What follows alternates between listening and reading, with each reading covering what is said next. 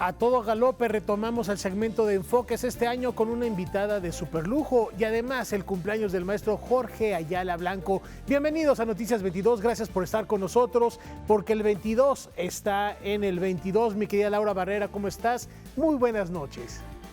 Muy buenas noches a ti, Rafa, a nuestro público, nuestros compañeros y compañeras. Encantada de estar contigo este martes 25 de enero con muchos contenidos. Además tenemos cine, artes escénicas, entre otras cosas. Vamos a darle durísimo la información porque hay mucho que platicar. ¿Con qué empezamos, Rafa? Con un saludo a Laura Regis. Hola, Laura Regis, en la traducción de Lengua de Señas Mexicana. Y esto que tiene que ver con la ignorancia que viene de la mano del conocimiento. ¿De qué se trata? Peter Burke no lo explica. La ignorancia fue el tema de la conferencia que impartió Peter Burke. Impartida en español, el profesor de la Universidad de Cambridge afirmó que es hora de que los historiadores estudien la ignorancia y reconozcan los desafíos para tal tarea. Quiero sugerir que el surgimiento de nuevos conocimientos a lo largo de los siglos ha implicado necesariamente el surgimiento de nuevas ignorancias. Colectivamente, la humanidad sabe más que nunca. Por otra parte, individualmente, no sabemos más que nuestros predecesores. Se han abandonado los viejos conocimientos, como el conocimiento de los clásicos griegos y latinos, para dar cabido a los nuevos. Algunos conocimientos no se pierden, simplemente se descartan. Ya en entrevista, afirmó que el conocimiento implica el surgimiento de nuevas ignorancias e invitó a que los estudiantes sean críticos para saber reconocer qué información en la red es verdadera o falsa. You can give classes in which you tell the pupils that when they read any message, they should always ask themselves, who is sending me this message? Does this sender have an interest in persuading me to do something or not? Are they reliable or not? And I think you can train people in the habit of doing this. I think this is what one learns at university, but I think it is perfectly possible to teach it from elementary school onwards. It's a basic point that children understand, that they know what lies are. They know that some people try to persuade them to do things. It's just a question of increasing consciousness. Por último, afirmó que la violencia en las redes y el anonimato que ofrecen aplicaciones como Twitter y Facebook serán regularizadas en los siguientes años. Sooner or later, I think each of these problems will be addressed, but there will be some kind of regulation of social media, just as there was the regulation of the press. It's important that there is not too much regulation. We need a freedom of communication, but it can't be freedom to say just anything. It can't be freedom for hate speech. It can't be freedom for sexual harassment and so on. So in a way, this is recapitulating the story of the old media, that when printing began, it wasn't regulated. And then there were discussions as to what was fit to print and what was not fit to print. And this happened with radio, it happened with television, it's happening again with social media. You just have to give people a few more years to work all this out. Burke participó en el segundo ciclo internacional Una cita con la Biblioteca Nacional de México, Historia de la lectura y el libro en la pospandemia, reflexiones sobre un porvenir incierto, el cual se realizará todos los martes y jueves hasta el 17 de febrero. Noticias 22, Alberto Aranda.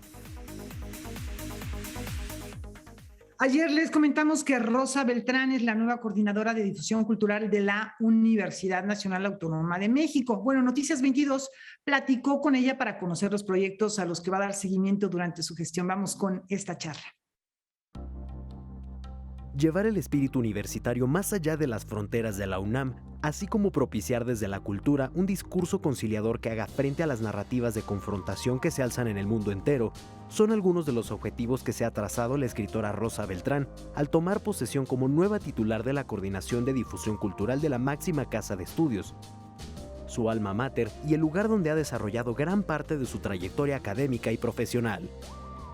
He estado muy cerca siempre de proyectos culturales desde la docencia, la difusión cultural, la academia, en fin, que la UNAM es mi casa, es mi vida, y la cultura es el lugar que me la vuelve habitable, a ella y al mundo en general. En el caso de esta gestión que me ocupa, es mi interés principal ese, el de incluir y el de desarrollar un discurso que al mismo tiempo que sea incluyente, sea también un discurso no confrontador, un discurso conciliador. Rosa Beltrán, quien fuera directora de la Casa Universitaria del Libro hasta este lunes y antes directora de Literatura UNAM, reconoce la labor que encabezó durante 5 años el escritor Jorge Volpi al frente de Cultura UNAM. Su deseo es dar continuidad y afianzar proyectos como el Consejo Consultivo de Jóvenes y Puntos Cultura UNAM, programa de inclusión cultural que llega a más de 350,000 estudiantes.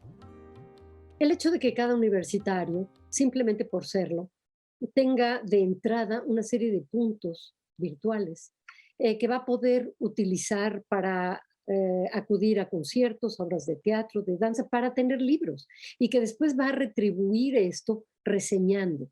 Esa es otra manera de tener un consejo, no solo de jóvenes, saber desde fuera cuál es la retroalimentación, cuál es la crítica que estamos teniendo. Pospandemia es uno de los conceptos torales sobre los cuales habrán de trabajar en el corto y mediano plazo los directores de áreas, centros culturales y las 15 cátedras extraordinarias que constituyen la unidad académica a cargo de Cultura UNAM. Hay algunos efectos secundarios de la pandemia que no se han registrado y que me interesaría mucho que se registraran en los distintos campos del saber cultural. Esos efectos no solo tienen que ver con lo más visible, la enfermedad, la muerte, los contagios, tienen que ver con marcas, con huellas en lo psicológico, en lo emocional, la depresión enorme, el desconcierto, las nuevas formas de convivencia que no siempre fueron positivas. Pospatriarcado es otro concepto que será clave durante la gestión de la doctora Rosa Beltrán. Lo entiendo como parte del proyecto de inclusión, de diversidad. Es decir, soy académica. Abrir un foro de discusión desde la cultura que comprenda las distintas formas discursivas, incluso las machistas, las analice, las visibilice, pero también que hable de las nuevas masculinidades. Este no es un discurso, ni tampoco, para nada mi proyecto lo será, excluyente, confrontativo. Entre diciembre de 2016 y diciembre de 2021, Cultura UNAM ofreció unas 56,000 actividades, es decir, más de 15,000 actividades anuales, con las que se atendió a más de 14 millones de personas. El objetivo es mantener esa inercia y fortalecer la labor de difusión de sus actividades para que lleguen a más personas. Con información y texto de César H. Meléndez, Rodrigo Peredo, Noticias 22. De nueva cuenta, muchas felicidades a Rosa, un fuerte abrazo y éxito en esta nueva encomienda. Ya que estamos hablando de la Universidad Nacional Autónoma de México, les platicamos que a través de la Coordinación General de Estudios de Posgrado presenta un curso que a lo largo de 4 meses analiza la teoría decolonial y poscolonial de acuerdo con los feminismos en las regiones de África, Asia y el Caribe, así como las Américas. ¿Dónde se puede inscribir uno? Aquí está la información. Pensar en las luchas feministas desde múltiples lugares y tiempos. Reconocer a la mujer como un sujeto histórico y agente político que se construye a partir del momento de la conquista, de la colonización y desde las luchas de independencia es uno de los objetivos del diplomado Feminismos desde el Sur Global, miradas decolonial y poscolonial que organiza la Coordinación General de Estudios de Posgrado de la UNAM. El diplomado está pensado de forma que hay un primer módulo donde se presentan los principales debates y problemas que se han suscitado en torno al feminismo postcolonial y decolonial y ubican el desarrollo de estos planteamientos.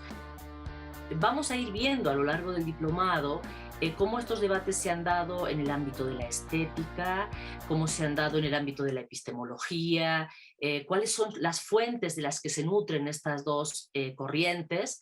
Y algunas de las categorías que son centrales que se van a analizar y que se van a revisar en el diplomado son, por ejemplo, la categoría de raza, de poder, de modernidad, de colonialidad, de imperio, de género, también la diferencia entre los feminismos de Europa y los feminismos de América Latina, o las relaciones que pueden haber entre género, raza y sexualidad, el papel del Estado en la colonización o de las instituciones públicas.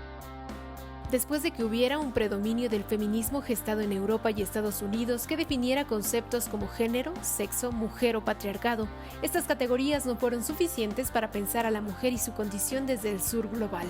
El diplomado busca mostrar los feminismos de esta región del mundo, como los feminismos negros, caribeños, comunitarios, indígenas, afroamericanos, trans, chicanos y latinos. Y casi no hay ese tipo de trabajo o de presentación de las feministas tan importantes como Silvia Rivera Cusicanqui o Catherine Walsh o Lorena Catnal. Y parte del objetivo del diplomado es presentarlas, hacer visible su trabajo, analizarlas, estudiarlas y también hacer una genealogía de sus trabajos y un análisis en comunidad. Parte del interés que nosotras teníamos en trabajar estos movimientos feministas, esta manera de situarse en el feminismo, tiene que ver con que en efecto ha habido un feminismo dominante, que sería el feminismo del norte. Por eso un poco esta distinción entre el feminismo del sur global y cuál es el otro, ¿no? Digamos, o habría otro. A mí me gusta más hablar de feminismos. Y un poquito esta es la idea del diplomado, mostrar cómo desde el sur global se ha pensado con otras herramientas, a veces recuperando también esas tradiciones, pero a veces en confrontación con ellas. Y es importante que esto pues, se discuta acá. El diplomado, que se llevará a cabo del 4 de marzo al 2 de julio, consistirá en 8 módulos impartidos por académicas y activistas, acompañados cada uno por una conferencia magistral. Los detalles se pueden revisar en la página que aparece en su pantalla. Noticias 22, Karen Rivera.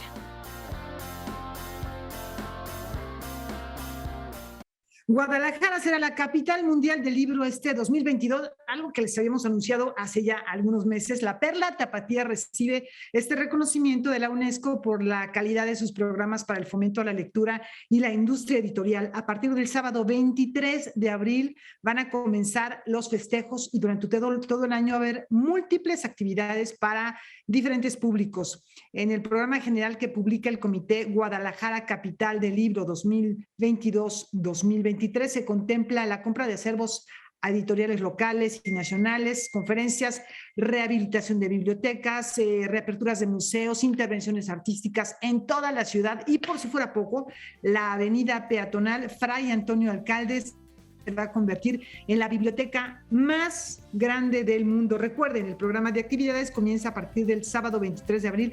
Ya les iremos platicando y mostrando todo esto. Vamos a la pausa.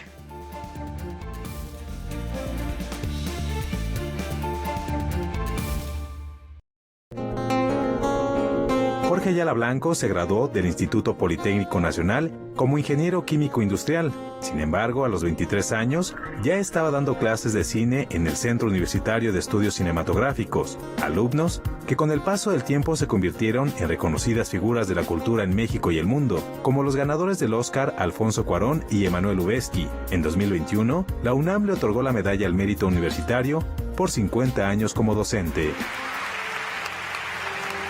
En 2015 fue reconocida su trayectoria como crítico de cine en los Premios Fénix, que galardonan a las figuras más destacadas del cine iberoamericano.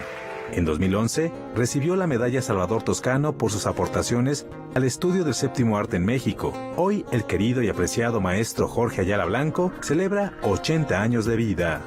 Me considero un personaje injubilable porque obedecí una sugerencia que me hizo el hombre más probo y sabio que he conocido en mi vida. Es un crítico de cine que murió hace mucho tiempo y que se llamaba Francisco Pina, el hombre más respetado de la crítica de cine. Don Paco me dijo: Jorge, es que hay que vivir la vida como si fueras un jubilado. ¿Qué harías con tu tiempo si tuvieras toda tu vida resuelta? Me encanta hacerlo. Dice: haz eso. Boté la ingeniería química, boté todo de lo que vivía y me dediqué exclusivamente a lo que me interesaba, o sea, a vivir como jubilado. Por eso digo que soy injubilable. He vivido toda mi vida como un jubilado, ¿sí? Gracias al consejo de don Francisco Pina, que obedecí al pie de la letra. Jorge Ayala Blanco es autor de más de 40 libros. A lo largo de su carrera ha desarrollado 3 series. La primera de ellas es La cartelera cinematográfica, prácticamente concluida, conformada por 9 tomos. Este año retomará la segunda serie de libros, que es la dedicada al cine extranjero, que se publica bajo el título El cine actual. Su último libro está dedicado a los delirios cinematográficos. Esta serie de libros la pienso ya prolongar, porque creo que ya tengo el suficiente material para armar un libro que se va a llamar El cine actual, sueños reverberantes, ¿sí? Porque son sueños que permanecen, ¿sí? Que reverberan. La tercera serie de libros es El abecedario del cine mexicano. A finales del año pasado se publicó La letra P, La potencia del cine mexicano, y ya vienen en camino 3 libros más. Mi mecánica era: sale un libro, entrego el siguiente y empiezo un tercero. Entonces siempre estoy en perpetua actividad. De hecho, en unos días aparece la Q del cine mexicano. Acabo de entregar la R, ya está, podríamos decir, trabajándose, porque en fin, armar el libro no es cualquier cosa por parte de los editores, que en este caso es la Universidad Nacional a través de la ENAC. Y la noticia que cambia todos los días es que ya tengo 23 capítulos de la S del cine mexicano. Esta vida dedicada al cine se corona con un lugar que reúne todos sus libros. La Escuela Nacional de Artes Cinematográficas alberga la Biblioteca Jorge Ayala Blanco, que pone a disposición el conocimiento que ha vertido en estos textos por más de 5 décadas. Noticias 22, Julio López. Queridísimo Jorge, un abrazo enorme, muchos años más de cine y de análisis y de crítica, de ver películas. Grandes críticos, los grandes cinéfilos de nuestro país, pero además también como un gran colaborador de esta televisora que lo has sido durante mucho tiempo. Siempre hemos contado contigo. Y bueno, pues por otro lado, ahora vamos a platicarles acerca de la trayectoria de Dana Carabelas, actriz y cineasta, que desde hace algunos años ha encontrado en el séptimo arte una oportunidad para levantar la voz en nombre de la comunidad LGBT+.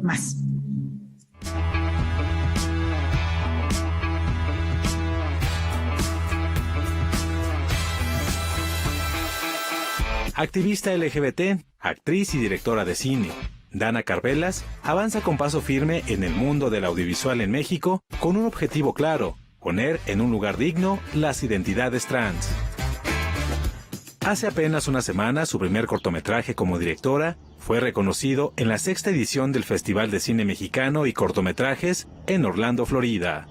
Y el reconocimiento fue por un cortometraje que yo hice justo pues como en marzo del 2020, casi empezando la pandemia, que se llama La Distance. Le puse el título en francés porque venía yo regresando de París, que me agarró por allá la pandemia. Y pues quería yo como... La verdad es que yo no sabía si iba yo a dirigirme a mí primero, ¿no?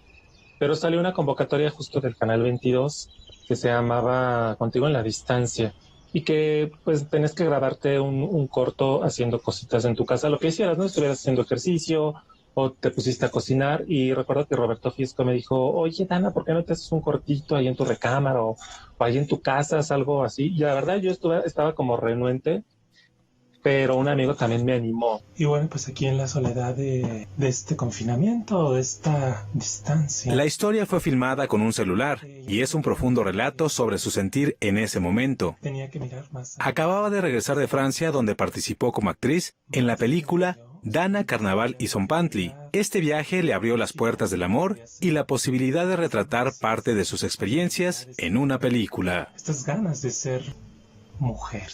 Creo que cuando estábamos encerrados teníamos ese sentimiento, ¿no? Definitivamente muchos estuvieron solos y pues lo único que tenían era ellos. Entonces tuvieron que ver hacia adentro qué está funcionándole, qué no está funcionando, y se me hizo padre como plasmar eso en mi corto, y algo muy, pues muy íntimo. Oye, ¿y por qué te vistes de mujer, Luego filmó el cineminuto Maricón, que retrata la violencia verbal que sufre la comunidad trans. México ocupa el 2º lugar de asesinatos de personas trans y género diversas. Sidosa. ¿Cómo se van dando estos sucesos de transfobia, de homofobia? Como cualquier cosa, ¿no? Como si fuera algo tan fácil, y desafortunadamente hay gente que se cree superior a las personas LGBT y que sienten en su cabeza, en su intelecto, que tienen el derecho a pararlo, ¿no? Que tienen el derecho a matar, a violentar, a gritar, escupir, a sacar a alguien de un lugar. Y creo que a mi manera de ver, de lo que yo quiero hacer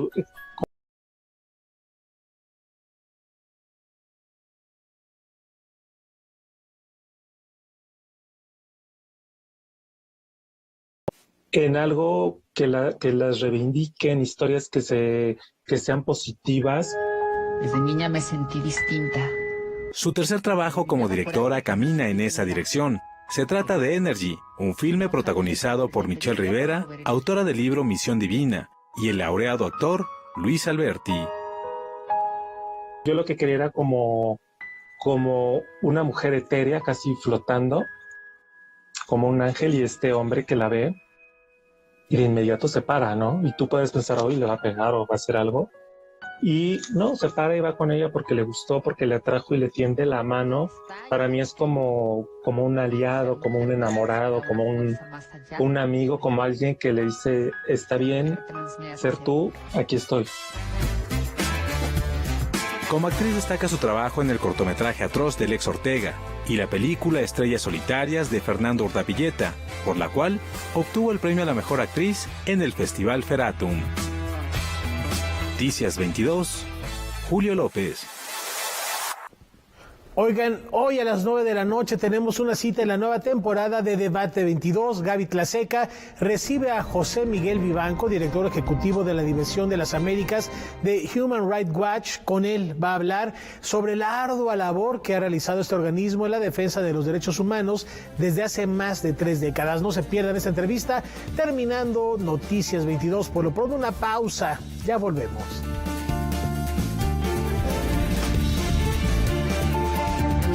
Escritora imprescindible del siglo XX, revolucionaria de la literatura, del símbolo del movimiento feminista, ella es Virginia Woolf, una de las autoras más importantes, no solo del modernismo, sino de la historia literaria en general. El 5 de enero se cumplen 140 años de su natalicio y así la recordamos. Adeline Virginia Stephen, popularmente conocida como Virginia Woolf, fue una destacada autora británica modernista del siglo XX que trascendió en el tiempo por romper los esquemas de la narrativa tradicional, un particular tratamiento del diálogo interior, su reflexión sobre la identidad femenina y un estilo poético como ningún otro. Virginia nació el 25 de enero de 1882 en la ciudad de Londres y en el seno de una familia enteramente vinculada con el mundo artístico e intelectual. Su madre, Julia Princep, fue una destacada modelo para pintores de la hermandad prerrafaelita, y su padre era el historiador, biógrafo y alpinista Sir Leslie Stephen. Ambos eran viudos antes de casarse, y tanto Julia como Leslie tuvieron hijos en sus matrimonios previos. A diferencia de sus hermanos hombres, Virginia y su hermana Vanessa nunca fueron a una escuela para estudiar. Ambas recibieron educación en casa, tanto por profesores especializados como por su propio padre. La infancia de la futura escritora se vio perturbada cuando apenas tenía 13 años por el fallecimiento de su madre. 2 años después, también moriría su hermanastra Laura Makepeace Stephen. El ambiente para Virginia se tornaba aún más oscuro en 1905 con el deceso de su padre. Aquí, ella ya tenía 23 años. Las numerosas pérdidas y el constante abuso sexual que sufría por parte de sus hermanastros George y Gerald provocaron una gran inestabilidad emocional en la joven y largos periodos de depresión, mismos que le acompañarían en los años venideros. En ese entonces, Virginia ya había intentado suicidarse y al no conseguirlo, desarrolló también fuertes crisis nerviosas. Posteriormente, junto con 3 de sus hermanos, decidió asentarse en el barrio londinense de Bloomsbury. Allí conoció a otras grandes figuras del siglo XX como Ludwig Wittgenstein, Edward Morgan Forster o la líder del movimiento sufragista Emmeline Pankhurst, entre muchos otros. Fue aquí donde emergió el denominado Círculo de Bloomsbury. En 1912, Virginia contrajo nupcias con el escritor, editor y político inglés Leonard Woolf. Ambos decidieron fundar en 1917 el sello Hogarth Press, casa editorial donde salieron a la luz numerosas obras de la propia Virginia y otros renombrados autores como el padre del psicoanálisis Sigmund Freud o el poeta y dramaturgo T.S. Eliot. La obra de Virginia es de gran relevancia en nuestros tiempos. Sin embargo, sus primeros títulos Fin de viaje o Noche y día no fueron bien recibidos por el público, aunque estos ya dejaban entrever su intención por experimentar con la escritura. No fue sino hasta la publicación de La señora Dalloway en 1925 y Alfaro en 1927 que la autora británica obtuvo la atención de la crítica. Se sabe que sus repentinos cambios de humor afectaron su vida social, pero nunca dejó que esto afectara su pasión por las letras. Además de estar casada con Leonard Woolf, sostuvo una relación sentimental con la también escritora Vita Sackville West. A través del ensayo, Virginia no solo hizo una profunda reflexión sobre lo femenino, sino también abrió las puertas para una nueva sociedad que diera cabida a la voz de las mujeres escritoras. El 28 de marzo de 1941, Adeline Virginia Stephen decidió quitarse la vida cubriéndose con un abrigo y llenando sus bolsas con piedras, para después caminar hacia las profundidades del río Ouse. Para Noticias 22, Rodrigo Peredo. Bien, pues recordarla y además pensar que Virginia Woolf, por estas propuestas en torno a la mujer y propuestas literarias, este carácter libertario revolucionario, es una autora que sigue vigente, que sigue siendo actual en nuestros días y a la que hay que regresar permanentemente. Hablando de más cuestiones literarias, el Festival Fandango por la Lectura llegó a la ciudad de Oaxaca. Es un encuentro cultural con diversas actividades que se suma a la Estrategia Nacional de Lectura del Gobierno de México. En esta ocasión, Canadá fue el país invitado. Con la impartición de talleres, espectáculos de música y danza regional, se llevó a cabo el Fandango por la Lectura en la ciudad de Oaxaca, un festival cultural que tiene como propósito principal fomentar la lectura. Decía Rubén Darío que es alimento, porque la lectura nos da ideas para reflexionar, para pensar, para innovar.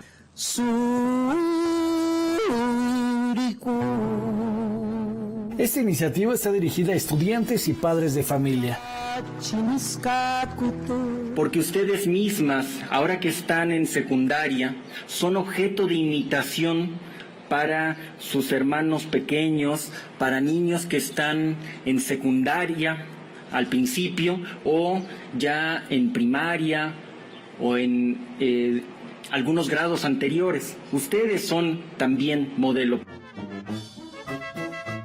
Canadá fue el país invitado, tuvo la presencia del embajador Graham Clark y la lectura vía remota de la poeta de raíces indígenas Natasha Canafé Fontaine, activista por los derechos de los indígenas y por la conservación del medio ambiente. También participaron los músicos Horacio Franco, Lilia Downs, la escritora Karina Sosa y el representante de la ONU en México, Frédéric Bacheron.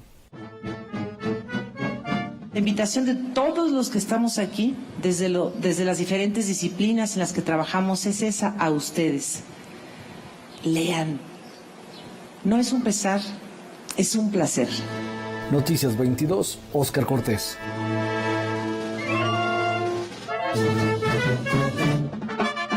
Una pausa, regresamos con una sorpresa que ya van a ver en Enfoques. Volvemos.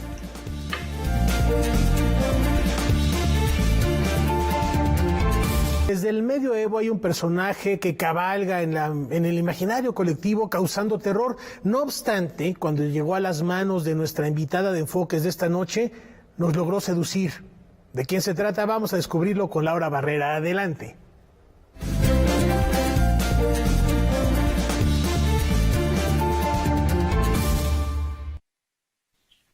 ¿Piensan que estamos viviendo el apocalipsis? Bueno, escuchen esto. 1348 fue un año bisiesto del calendario juliano, un año que en su momento nadie imaginó que marcaría la historia. A finales de enero de aquel año llega la peste negra o peste bubónica a Marsella, procedente de Italia, procedente de Asia. Se calcula que esta temible enfermedad mató a 1/3 de la población europea.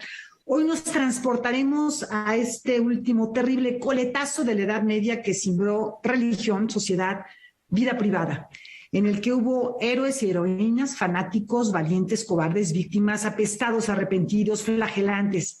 La responsable de contarnos esta historia y de sumergirnos en ese universo es Verónica Murguía con su novela El Cuarto Jinete, que recién salió, la más reciente novela. Verónica, qué gusto tenerte aquí en Noticias 22 de nuevo para platicar acerca de esta novela publicada por Ediciones Era en su colección Alacena Bolsillo, que está ya completamente disponible. De verdad, un placer.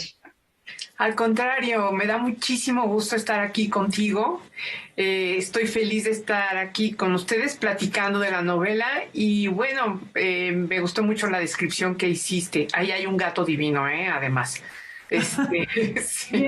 Está por acá interesado en enterarse de esto. Verónica, tú nos llevas a una atmósfera real, no solo por lo verídico de la narración histórica que la hay mucha investigación, sino por lo verosímil de la ficción que también está presente. Elegiste la Francia de 1350 como escenario. Platícanos de este entorno, de este escenario del que te rodeaste. La peste ya andaba por todos lados. Sí, la peste tenía también una velocidad de contagio muy grande porque viajaba en la pulga de la rata. Y la rata, pues, era muy ubicua en la vida medieval. La gente tenía diferentes hábitos de higiene, digamos, se bañaban muchísimo menos que nosotros. Las ciudades no nos podemos imaginar el caos de una ciudad medieval ni el olor de una ciudad medieval. El rastro estaba adentro de la ciudad algunas veces. Las curtidurías se curtían los cueros con caca. Era un ámbito poco higiénico, digamos. Y pues la rata que estaba presente todo el tiempo era la que llevaba la pulga, que era la transmisora de la peste. Entonces, sí, se infectó la mayoría de la población. Y para entender esta catástrofe, yo creo que tendríamos que invertir los números del COVID. O sea, si de 10 se mueren 2 con el COVID, a la gente que le daba la peste de 10 se morían 8. Y con síntomas muy crueles. Entonces, pues es un escenario de apocalipsis, sí, porque además Francia estaba en guerra con Inglaterra. Y bueno, unos años después de lo que pasa en El Cuarto Jinete, viene una descomposición social y jurídica y de todo tipo en Francia, porque el rey es o sea, Francia se convierte casi en un estado vasallo de Inglaterra, París queda muy destruido, pero yo ubiqué antes de eso, porque a mí lo que me importaba era la peste, porque la guerra me parece todavía peor que la peste, fíjate. Entonces, pues todo lo que pasa en la novela, traté de que se ciñera lo más posible a las crónicas que hay, que afortunadamente sí son muchas, y en ese momento había gente muy interesante. El siglo XIV produjo gente muy interesante. Y, por ejemplo, el rector de la Universidad de París era el filósofo Jean Buridan, por ejemplo, ¿no? Y Guy de Chauliac, el autor de la cirugía, estaba en ese momento trabajando en Aviñón, donde estaba el papado.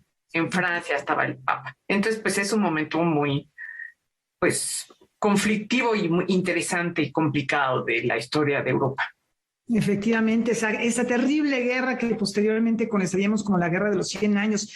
Verónica, la novela El Cuarto Jinete está construida en 25 breves relatos, capítulos que, sin dejar de pertenecer a la unidad de la novela, están elaborados en géneros o en categorías distintas. Hay plegarias, hay peticiones, votos, descripciones, dichos, confesiones, visiones, meditaciones. Platícanos un poquito de estos formatos, estos géneros, esta polifonía desde el punto de vista literario que construiste. Bueno, es que hay un héroe, ¿no? Hay dos héroes. Son un médico español que es musulmán, es un árabe español que se hace pasar por un cristiano con una cosa que se llama la taquilla, es fingirse cristiano por peligro de muerte, ¿no? Él deja su casa en Ronda, en España, y va a Francia a ver si ya había alguna respuesta, porque en Italia ya la Facultad de Medicina estaba un poco más adelantada, y esto no nos podemos imaginar el escenario de catástrofe. Entonces este hombre va para allá, pero habiendo cometido un pecado, un pecado para sí mismo sobre todo, y se hace de un discípulo, porque generalmente los maestros de medicina tenían algunos discípulos que les pagaban, y él se hace de un discípulo porque se hace pasar por un maestro, y el discípulo no le puede pagar, pero a él no le importa. Y las voces que se escuchan son las voces que van viendo este par de médicos. Uno es un médico en ciernes y otro es un médico experimentado y buen médico que están recorriendo París. Entonces, y yo traté de recuperar la topografía de la ciudad en esa época. Eso fue lo que más trabajo me costó. Las calles que frecuentaban los estudiantes, las calles que frecuentaban los médicos, dónde estaba la calle donde se hacían los libros, cuánto valía un libro de medicina, que era una cosa cara. Era como un coche, digamos, o sea, se me ocurre esa comparación. Eran 8 libras, o sea, era muy caro. Se heredaban, pasaban de una mano en otra, porque el libro tardaba mucho en hacerse, no había papel, era pergamino, o sea, era piel. Era complicado estudiar, pero también las facultades hacían lo posible porque los estudiantes tuvieran cierta soltura. Por ejemplo, podías usar una especie de pasaporte que te permitía, aún siendo inglés, por ejemplo, estar en Francia. Y son todas las gentes que van viendo. Hay una niña huérfana, una mujer que es partera, todos van viendo a estos dos. Y pues mucha gente muere de los protagonistas, otros sobreviven, todos están aterrados. Hay un flagelante, hay un judío de la Hebra Kadishá. Y bueno, también traté de contrastar las visiones religiosas de las 3 religiones más importantes, que eran el judaísmo, el islam y el cristianismo. Efectivamente, es un libro rico en cuanto a la narrativa, la forma de narrarlo, y también en cuanto a personajes cotidianos que, aunque algunos son obviamente personajes de ficción, pero que sí existieron. Esos personajes que transportan cadáveres, por ejemplo, seguramente un estudiante enamorado por ahí del que hablas, los médicos, los flagelantes, el hakim, las monjas, en fin, hay todo un elenco de personajes que ya sea que los hayas creado o los hayas tomado, pero están ahí en la realidad, así ocurría, ahí estaban esas selecciones de casting que hiciste de personajes que bueno, pues todos ellos tienen un papel importante dentro del desarrollo de la historia. Sí, me gustó la palabra casting. Sí, ese elenco lo hice con muchísimo cuidado y traté de pues tomar individuos que me parecieron importantes y que tuvieran algo llamativo y tratar de hacerlo lo más creíbles posible, ¿no? Digo, no como pensamos nosotros. Traté de que no fueran gente del siglo XXI vestida con mallas. Traté de recuperar lo más posible los ecos de la literatura de la época. Hay mucha literatura judicial, casos y jueces y pleitos. Hay muchos sermones. Yo leí muchos sermones de Jacques de Vitry, que es un señor de ese siglo, y traté de recuperar la manera de pensar, que era una manera de pensar en la que desgraciadamente persisten algunos rasgos entre nosotros, de superstición, de misoginia. Se podría decir que los flagelantes eran bien conspiranoicos, por ejemplo, ¿no? Que es una palabra tan de nosotros ahorita. Entonces, bueno, pues sí, como dijiste, Laura, sí es un elenco que escogí con mucho cuidado. Ahora, Verónica, han pasado más de 600 años desde que ocurrió esta peste. Fue un hito en la historia. Muy probablemente en 100, 200 o otros 600 años se hablará de esta pandemia del COVID que estamos viviendo como pues un momento de atraso tremendo. Pensamos que somos muy modernos, todo, pero en ese momento seguramente no será visto así. Se hablará de las guerras que había, que hay en este momento, de la injusticia, de todas estas cosas de las que tú hablas que ocurrieron hace 600 años. En ese sentido, la historia puede ser aterradora, ¿no? Oye, ¿qué pasó? Volvimos a lo mismo, ¿qué? O puede ser un consuelo, también puede ser un bálsamo y decir, bueno, esto ya se ha vivido. ¿Por cuál de estos sentimientos te inclinas tú? Ay, pues un día por uno y otro día por otro, corazón. Pues, ¿qué te puedo decir? Mira, generalmente yo leo historia porque me da consuelo pensar, pues si ya la libró la humanidad, como dijiste, exacto, si ya lo libró la humanidad, entonces, pues bueno, pues igual la libramos ahorita, ¿no? Pero, por ejemplo, me pasó que durante la presidencia de Trump, cuando veía desfilar a estos fanáticos de Trump, que decían, los judíos no nos van a sustituir, yo decía, no puede ser. No puede ser que con la Segunda Guerra Mundial, con toda la historia que llevamos cargando, salgan con un rollo de antisemitismo tan estúpido, perdón, pero sí, tan estúpido. Yo decía, no es posible. Y luego, el día de lo del Capitolio, estábamos viendo, David y yo, mi esposo y yo, las noticias, y de repente salió un señor del Ku Klux Klan con su cucurucho idéntico que los flagelantes, porque se visten como los flagelantes. Y yo pensé, hijos, traen el mismo trajecito que, como dicen en Mississippi en llamas, parece un disfraz de Halloween. Bueno, claro, en la Edad Media era otra cosa. Y persisten en estas tonterías y estas ideas conspiratorias y esta idea del cristianismo tan horrorosa, y bueno, pues sí, Laura, ese día dije, caray, man, tanto que recorremos y tan burros que seguimos, ¿no? Verónica, esa novela no surgió en tiempos recientes como a lo mejor alguno de nuestros televidentes, de nuestro público pudiese imaginar. No, la escribí en 2003, pero tenía muchos defectos, porque la escribí en 2003 porque estaba súper enojada, porque estaban bombardeando Bagdad y Afganistán, a pesar de que todo el planeta sabíamos que no había armas de destrucción masiva y los afganos no tenían ninguna vela en el entierro, ¿no? Y la escribí muy desconsolada, muy triste, y luego la guardé y en la pandemia la saqué precisamente porque estaba viendo como la repetición de las conductas y se la di a leer a Mauricio Montiel, al novelista Mauricio Montiel, a Jasmina Barrera, que es una novelista cuya inteligencia me sorprende y me encanta. Colaboradora de Noticias 22, por cierto. Sí, y a un novelista cubano que se llama Sergio Andricaín. Y entonces me dijeron, no, pues componle esto y lo otro. Sobre todo Jasmina la puso sobre sus pies porque me dijo, oye, ¿qué onda? No hay chavas, casi.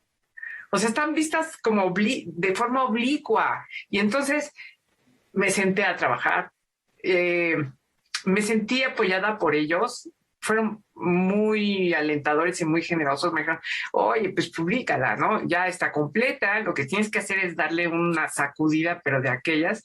Y sí, la traté de modificar mi ceguera, ¿no? Porque la verdad es que sí, poco a poco uno se da cuenta de qué sesgada es la forma de escribir de uno. Y tenía yo pocas mujeres. Y pues ya, ahí están las mujeres que yo creo que debían de estar. María, bueno, por ahí van a encontrar varias, Beatriz. Sí. Pero bueno, la invitación es a que acudan a leerla, acudan a descubrir estos personajes.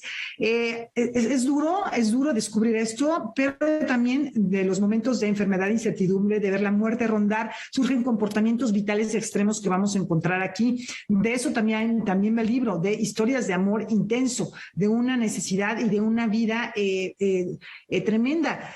Por un lado está eso y también por otro lado están planteamientos filosóficos de enorme profundidad. Uno, bueno, pues tiene una lectura muy ágil, pero, por ejemplo, aquí encontramos en este segmento del arrepentimiento del apestado, dice, tengo miedo de morir y ser juzgado por Dios, pero estoy seguro que después de esta agonía, más terrible que cualquier penitencia, el Señor sabrá perdonarme. ¿Acaso no todo está ya escrito? ¡Wow! Nos pone a reflexionar, nos pone a pensar que esas ideas, esas tres religiones que están ahí presentes, monoteístas, en aquel momento, ahora mismo también en muchos casos se han confrontado y siguen haciéndose quizá las mismas preguntas, ¿no? No sé si hay respuesta a ello o continuaremos haciendo las mismas preguntas que nos hemos venido haciendo durante siglos. Pues yo creo que sí, corazón. Pues ahí está. Verónica, siempre termino esta entrevista con 3 preguntas del cuestionario Proust, así de respuesta inmediata, de respuesta automática, haciendo desde luego la invitación para leer El Cuarto Jinete. La primera pregunta, lo primero que te venga a la mente sería, ¿hay alguna enfermedad a la que le temas en forma particular? Sí, a la demencia, a cualquier forma de demencia. Más allá o incluida la época en que se desarrolla tu novela, ¿de qué hecho histórico te hubiese interesado ser testigo? ¡Ay! Dios mío, es que los hechos históricos suelen ser terribles. Déjame pensar, algo padre. Ay, Laura, ayúdame. Ay, bueno, me gustaría haber estado en Atenas, y ver a Platón. Aunque sea verlo pasar nada más. Muy bien. Un personaje finalmente de ficción, masculino o femenino, que pues sea uno de tus favoritos. Athos, el mosquetero, es mi ídolo. Mosquetero. Bueno, pues muchísimas gracias, Verónica Murguía. Gracias a ti. Conversación. De verdad, un placer poder platicar contigo y hacer esta invitación de lectura a nuestro público. Gracias a ti, muchas gracias. ¿Cómo ves, Rafa? Fascinante escuchar a Verónica, así como leerla, no deja de ser verdaderamente entrañable, atractivo, y así como han pasado 600 años que dan premisa a esta novela, hoy, en la distancia, podemos decir que la verdadera pandemia es de ignorancia, de fanatismos, y hay que erradicarla, y una buena vacuna es leer El Cuarto Jinete. Muchísimas gracias, Verónica, un beso enorme, y Laura, nos vamos a despedir, lo hacemos como es costumbre con música. Ayer se cumplieron 270 años de natalicio del gran Muzio Clementi, un compositor italiano, además fabricante de pianos, un extraordinario ejecutante del mismo instrumento, que por ahí hay una anécdota muy bella que compiten, lo pone a competir el príncipe con Wolfgang Amadeus Mozart, cuando Mozart por primera vez improvisa sobre esta canción de cuna francesa. Ya después la historia le fusila parte a Muzio Clementi para hacer la abertura de la flauta mágica. Algún día platicaremos al respecto, por lo pronto celebramos a Muzio Clementi a 270 años. Muchas gracias, muy buenas noches.